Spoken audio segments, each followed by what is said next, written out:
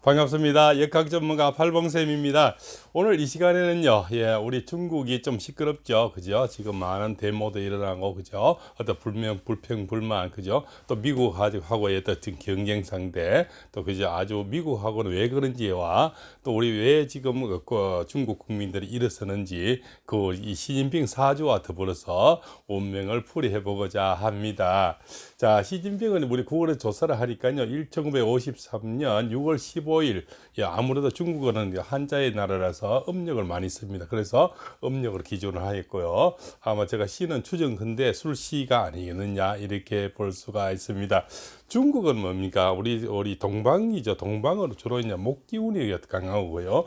목기운의 나라에 있지만은 이 중국은 그래도 토성이 강한 아주 대륙의 중앙에 있죠. 토성이 강한 그런 나라입니다. 그 중에서도 시진핑을 보니까 바로 정축일조라서 정화일조, 불로 태어났는 거죠. 그 불이 음력 6월 달에 불은 이 토성이 강하지만 굉장히 화력이 강해서 오히려 이 정화의 화기를 북돋아주는, 그래서 신약사주가 아니고 아주 강한, 여기서도 사오미 이렇게 해서 불을 지펴주죠. 그래서 사주는 강한 사주다, 이렇게 볼 수가 있겠죠. 이 정화일주들은 대부분 좀 따뜻한 그런 상을 가집니다. 그래서 남이 보기에는 아주 인자하고, 부처님 같은 그런 아주 얇은 미소를 띄우죠. 그렇지만 이 사람은 이 정축일주입니다. 정축일주 하나만 해도 백호대살은요, 정축일주가 신약사주라도 굉장히 카리스마가 있고, 어떤 한성질이 있습니다. 그죠? 그리고 남인데 좀 지기를 싫어하고, 그죠? 이런 게 굉장히 강합니다. 그리고 굉장히 정축일주들이 백호대살 태어난 사람들이 한결같이 또 머리가 좋거든요. 그래서 아주 인자한 부처님상 같지만 실제로는 굉장히 카리스마를 갖고 있고, 또한 뭡니까? 여기 보면은 식상성관이 굉장히 혼잡이 돼 있고, 식상만 이렇게 많아도 기미월, 그죠? 정축일 자체가 전부 식상이 되죠. 식상만 많아도 우리가 상관이라 그랬는데, 이 술씨를 잡아보니까 상관, 축술미, 삼행살까지 붙어서 굉장히 강한 그런 카리스마를 갖고 있는 그런 사람입니다.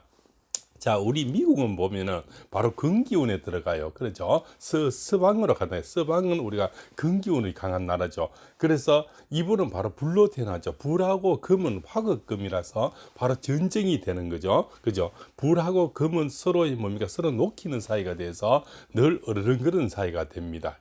그래서 금기운하고 이 화기운은 같이 합쳐지기가 굉장히 어려운 형상을 갖고 있는 거죠. 그래서 미국은 항상 중국을 이렇게 어떤 제압을 하려고 그러는 것, 또 중국은 이 미국인데 이게 먹으려고 굉장히 그렇게 대립각을 세우는 것도 이 역학에 원래서 나온다, 이렇게 볼 수가 있겠죠.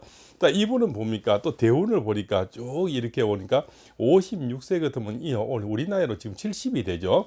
70에 만으로 69세가 되는데, 70에 보면은 이 56세보다 14년 전부터 굉장히 대운이 들어와 있는 거예요. 이 정축일주가 미월에 태어나서 굉장히 화기가 강한데, 그때부터 뭡니까? 이분인데는 물이 들어오면서 이 더운 사주를 식혀주고, 이 물은 본인인데는 관운이 되는 거죠. 관이 들어오면서 명예를 얻게 되는 겁니다. 그래서 뭡니까? 공산당 총서기, 군사위원회 주석, 그죠? 중앙인민공화국 주석, 이런 타이틀은 다 건물지게 그렇게 되는 거죠. 그래서 바로 14년 전부터 관운이 들어와서 그런 겁니다. 그런데 2022년부터 왜 시끄럽냐? 이분은 이 화성이 강한데 이민년에 정임 한목이 되면서 목기운이 들어와서 과로 관인상생이 되는 거죠. 관인상생이란 말은 관이 들어와서 이 불을 더 강하게 인성을 강하게 만드는 것을 관인상생이랍니다. 신약사주는 관인상생이 되면 더 좋은 일도 일어나지만, 신강사주는 관인상승이 되면 관제구설이 되어서 굉장히 복잡한 문제가 바로 이루어집니다. 그러나 지금은 복잡하고 시끄럽지만 당장 어떻게 되는 운세는 아닙니다. 워낙 이 사주가 세서 그것을 다 밀고 나갈 수 있는 힘이 있거든요. 또 내년에는 바로 이제 계묘년이 되죠. 계묘년도 보면은 바로 자기인들은 편관 칠살이 오면서 굉장히 명리가 실출되는, 그죠? 더 시끄러워지리라 봅니다. 또 바로 묘미 한목이 되면서 또 관인상승이 돼서 사주가 너무 더운 사주에 너무 불을 또 지펴줘서 더욱더 복잡한 일들이 또 본인들은 문서가 되죠. 문서는 자리 내놔라, 뭐 그죠, 자리를 위태롭게 하는 거, 그죠, 뭐 시끄러워, 스트레스 받는 거를 다 이제 이것이 문서가 들어서 잘못됐을 때 일어나는 운세죠. 그래서 내년에도 극적인 스트레스가 많겠다 이래 볼 수가 있겠죠. 자, 축술미 삼행사라는 것은, 이 삼행사는 뭉쳐 있을 때는 굉장히 강한데 흩어지면 모래알처럼 뭡니까, 부서지는 그런 역할이 있거든요. 자, 2024년에 바로 갑진년에 되면은 위에는 목성이 들어오면서 바로 진술충이 되면서 축술미 삼행사를 깨버리는 그런 역할이 오거든요. 그때가 제가 볼 때는 굉장히 디데이다. 2024년이 중국에서부터 큰 변화가 일어나는 것을 예언을 해보겠습니다. 그래서 바로 을 4년 되겠죠. 2025년부터 새로운 변화의 어떤 이분은 도살이고, 또 이 정미월조라는 건 아무리 이 안에는 뭡니까, 비견급제가 많죠. 아주 가까운 사람이라서 배신이 많다. 그래서 가까운 사람에서 도전을 받을 수 있는 그런 일주가 나오겠죠. 그래서 2025년에 새로운 어떤 강력한 어떤 경쟁자가 나타나서 새로운 변화가 일어나는 것이, 그때가 이분의 어떤 운세가 바뀌는 때가 아닌가 이렇게 볼 수가 있습니다. 자, 이렇게 해서 오늘은 중국 시진핑 주석의 1953년 6월 15일에 그리고 배우자 자리는 좀 이분이 편하지가 않죠. 아무래도 이 충미치 진술충이 깨어져 있다 보니까 배우자 자리는 아마 재혼을 한다든가, 그죠, 뭐 이렇게 좀 변화가 있을 수 있는 그런 운세를 갖고 나왔죠. 그래서 하늘에서는 다 주지를 않죠. 그렇죠. 그래서 어떤 변화가 좀 있을 수 있는 그런 운세를 갖고 있다.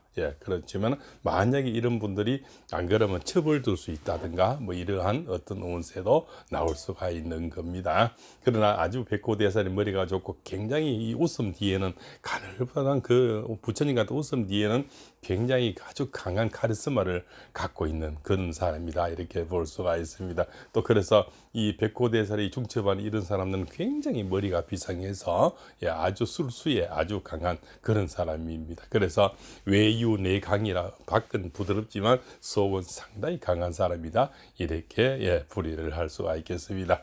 자, 오늘은 중국 시진핑 주석에 대해서 사주 풀이를 해보았습니다. 재미있게 봐주시면 대단히 감사하고요. 내용이 좋았으면 구독, 좋아, 알림을 주셔서 팔봉쌤의 또 다른 영상을 기대해 보시죠. 또 다른 어떤 사주가 궁금하시면 댓글을 주시면 제가 판단해서 성심성의껏 올려드리겠습니다. 장시간 시청해서 대단히 감사합니다.